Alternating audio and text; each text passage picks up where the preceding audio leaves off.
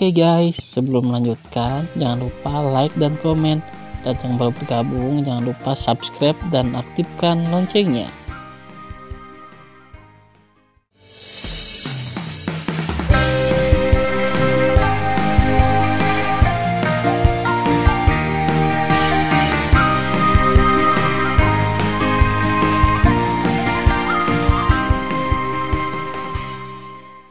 Episode 4.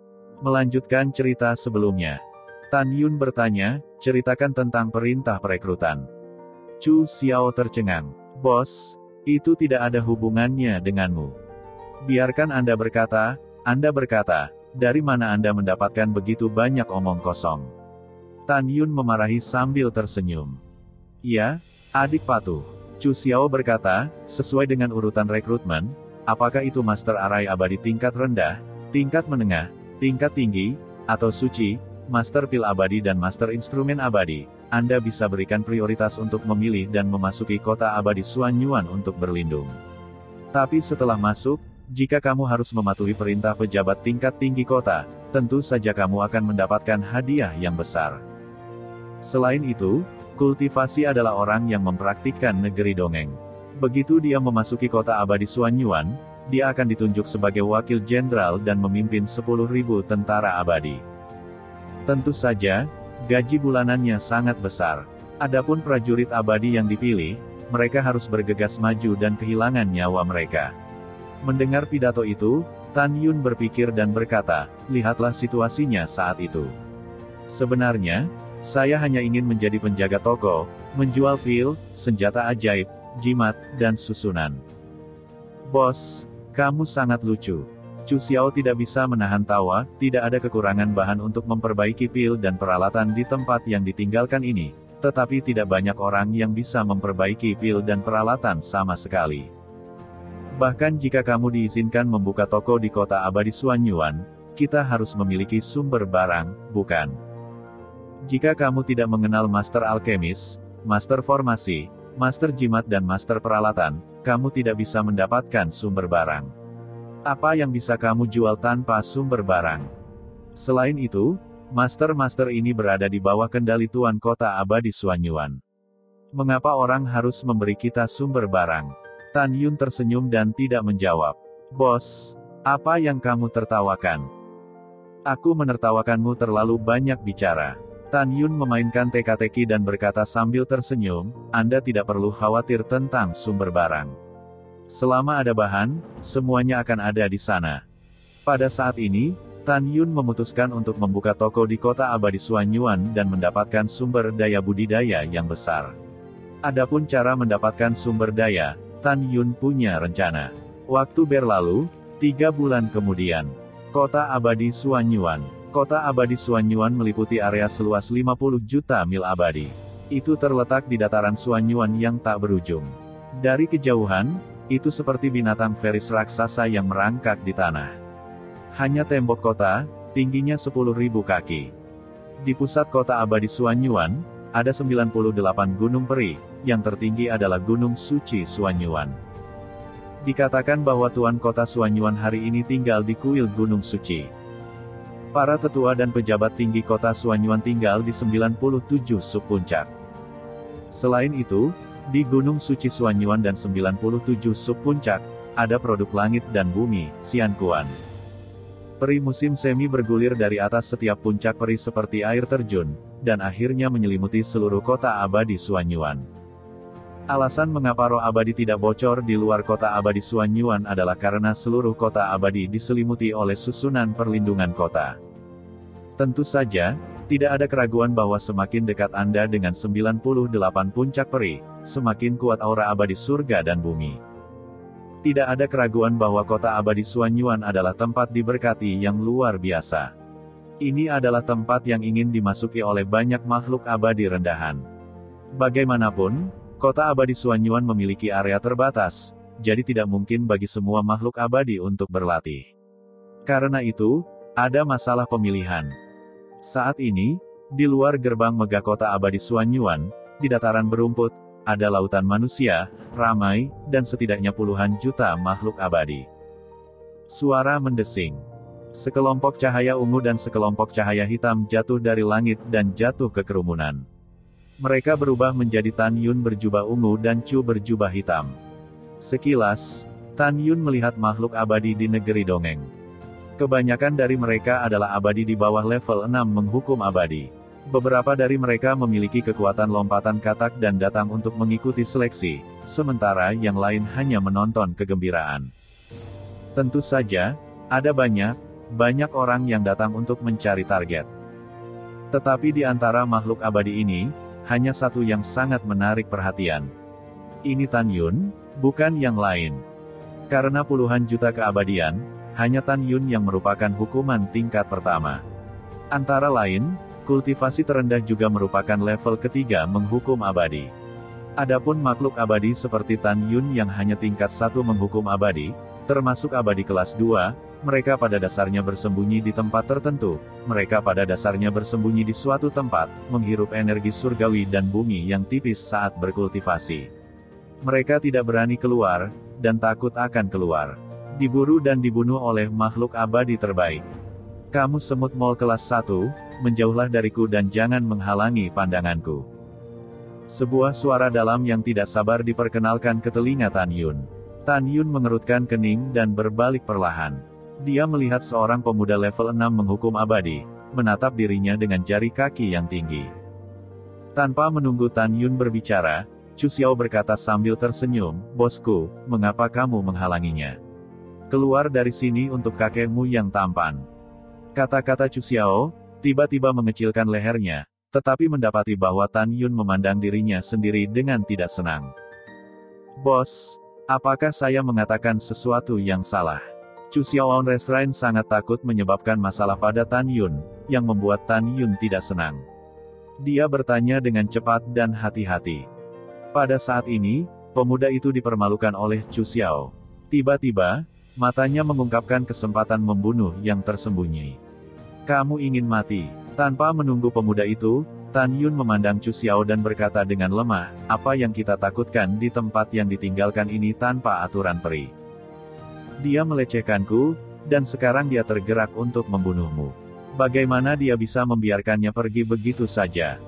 Kamu sangat mendominasi, bos. Tapi maksudmu?" Sebelum suara Chu Xiao jatuh, Tan Yun masih berkata dengan lemah, "Maksudku sangat sederhana, yaitu kematian." Sebelum kata-kata itu jatuh, Tan Yun tiba-tiba menamparkan wajah pemuda itu.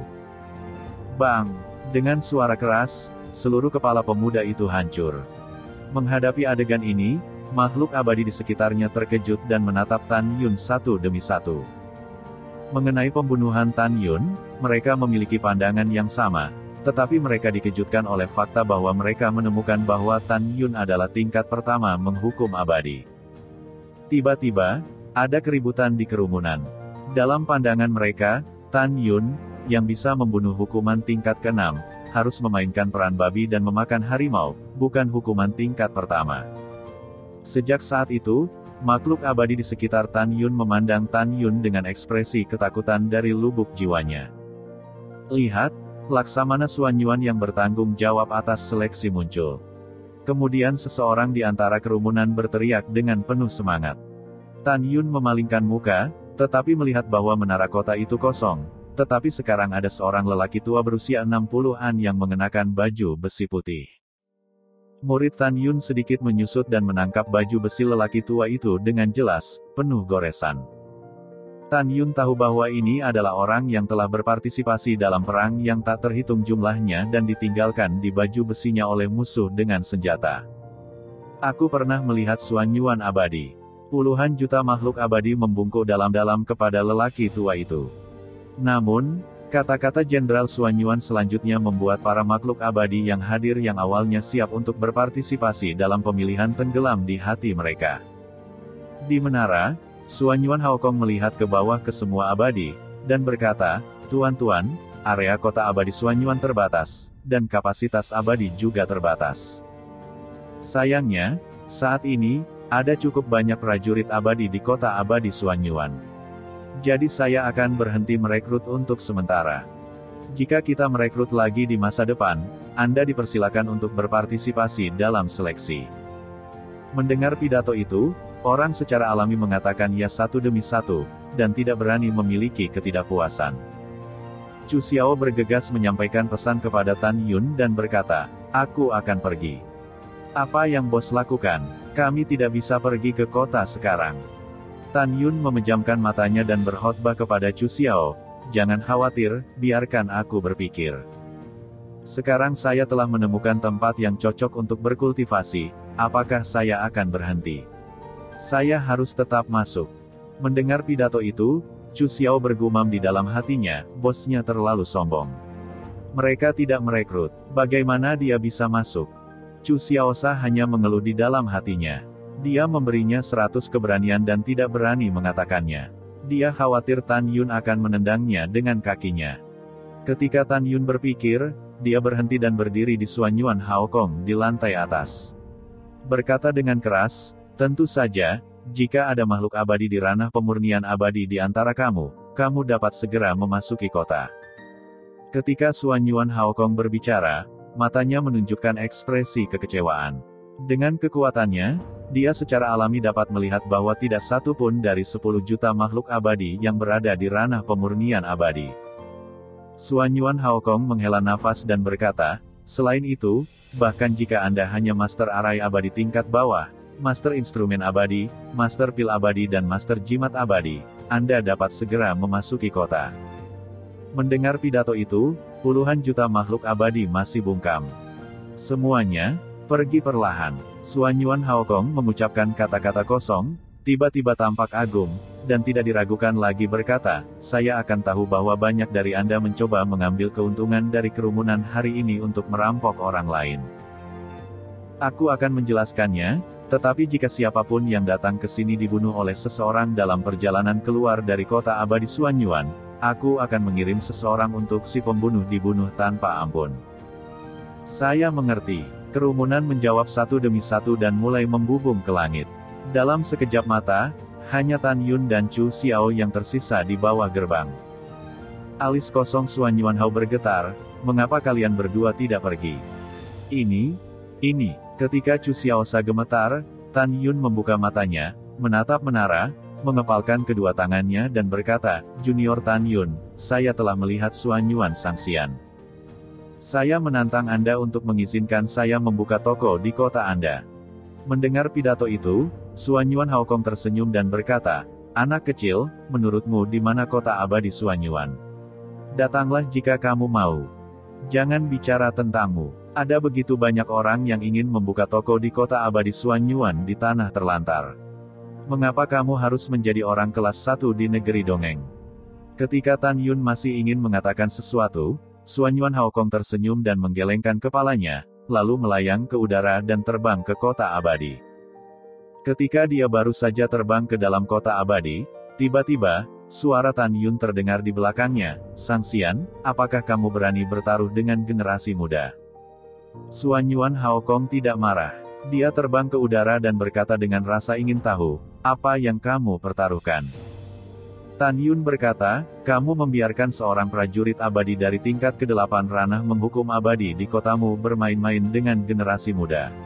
Jika generasi muda kalah, generasi muda akan bunuh diri di tempat.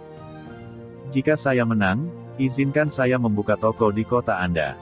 Mendengar ini, Suanyuan Haokong sangat marah, "Saya tidak tahu seberapa tinggi langit." Suanyuan Haokong benar-benar marah. Karena dalam ingatannya, belum lagi tingkat 1 menghukum abadi melawan tingkat 8, bangkat tingkat 1 melawan tingkat 6 belum pernah terjadi. Dan bagaimana dengan Tan Yun?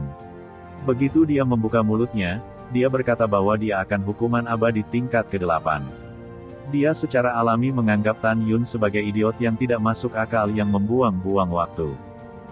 Namun, apa yang membuat Suanyuan Haokong lebih marah adalah bahwa ia menemukan melalui kesadaran abadi bahwa anak laki-laki berjubah ungu di bawah menara kota juga memegang tinjunya dengan sungguh-sungguh dan berteriak, "Sangxian, jika kamu merasa tidak cukup untuk menantang 1, maka generasi muda akan menantang 10 tentara abadi dari tingkat ke-8 menghukum abadi, oke?" Suanyuan Haokong tiba-tiba tersenyum marah, "Hahaha, anak bodoh. Apakah kamu pikir kamu akan menjadi anak berusia 3 tahun? Hanya Anda menantang 10. Apakah Anda ingin menantang 100? Mendengar pidato itu, Tan Yun berpikir, asalkan Anda berjanji, jika generasi muda menang, aku dapat membuka toko di kota Anda, 100 akan menjadi 100.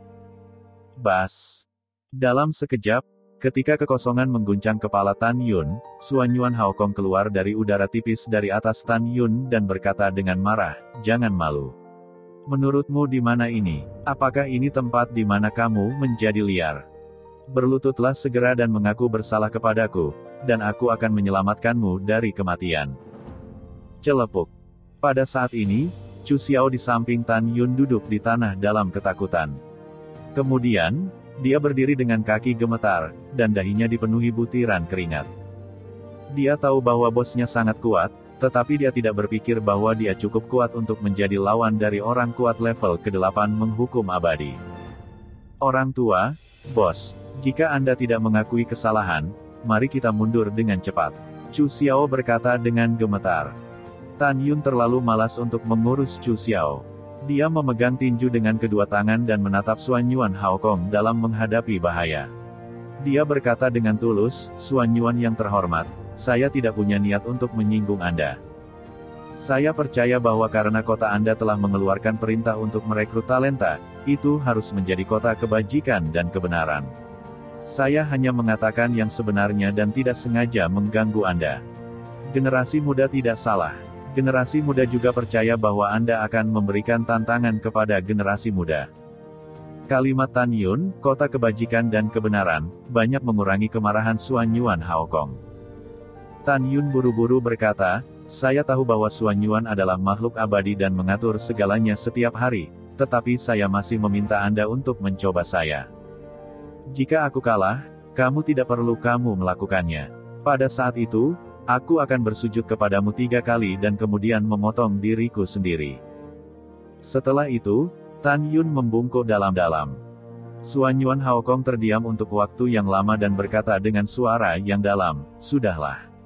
Anda tidak tahu bagaimana mati, aku akan melakukannya untuk Anda."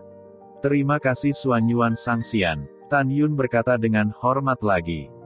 Xuanyuan Haokong berdiri di udara, dan suara tua itu terdengar, "Xuanyuan Changfeng, bawa tentara abadi." "Aku akan menurut." Dengan suara hormat, seorang jenderal abadi setengah baya kekar, dengan ratusan tentara abadi, keluar dari langit dari menara, dan kemudian terbang ke udara dan jatuh di belakang Xuanyuan Haokong. Xuanyuan Changfeng dengan hormat berkata, "Jenderal, ada apa denganmu?" Xuanyuan Haokong memandang Tan Yun dan berkata, "Pria kecil ini ingin menantang tentara abadi dari tingkat ke-8 menghukum abadi di kota kita." Begitu dia mengatakan ini, ratusan tentara abadi di belakang Xuanyuan Changfeng masih berdiri seperti lembing, tetapi mereka tampak seperti ingin tertawa. Sebaliknya, Xuanyuan Changfeng tertawa terbahak-bahak, "Paman, hanya itu. Kamu percaya omong kosong ini, anak level 1 menghukum abadi." Tanpa menunggu kata-kata Xuanyuan Changfeng, dia melihat Xuanyuan Haokong menatap dirinya sendiri dengan tidak senang. Xuanyuan Changfeng segera tampak serius, "Aku akan patuh." Xuanyuan Changfeng melihat ke belakang dan melihat ratusan tentara abadi yang di level ke-6 hingga ke-12 menghukum abadi.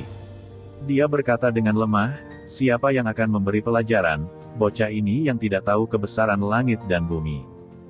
Turun. Pada saat ini, seorang pemuda dengan bantalan luar biasa yang tingkat ke-8 mengambil langkah dari tim. Xuanyuan Haokong memandang Tan Yun dan berkata, "Pria kecil, tantang dia sendiri. Selama kamu bisa menang, aku akan membuat pengecualian untuk membiarkanmu memasuki kota abadi Xuanyuan." Tan Yun memeluk tinjunya dan berkata, "Terima kasih atas kebaikan Xuanyuan, tetapi seorang pria adalah seorang pria. Dia melakukan apa yang dia katakan. Karena generasi muda menerima tantangan 100, itu 100.